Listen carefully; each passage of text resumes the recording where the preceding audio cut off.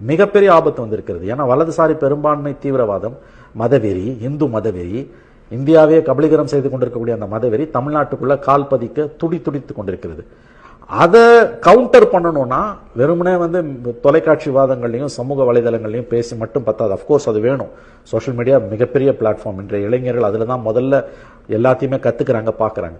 ஆனால் அதை தாண்டியும் நம்ம நேரடியாக பீப்புளோட கான்டாக்ட்ல இருக்கணும்னா தெருமுனை கூட்டங்கள், திண்ணை கூட்டங்களையும் கவனம் செலுத்தணும், பாசறைகள் கருத்துக்களை அங்கே கொண்டு போகணும்னு முதலமைச்சர் சொல்லுகிறார்.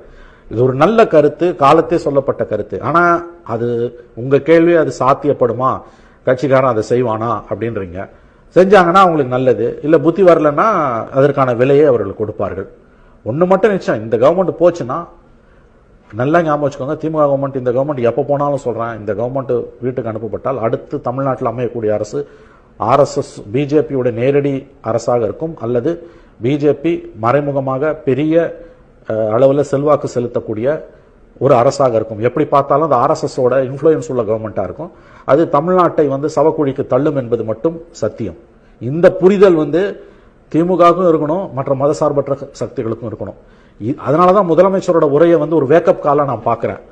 இது எல்லாருக்கும் புரியணும், கட்சிக்காரனுக்கும் புரியணும், திருவாளர் பொதுஜனக்கும் புரியணும், அமைச்சர்களுக்கும் புரியணும். இல்லைன்னா நஷ்டம் எல்லாருக்கும் தான்.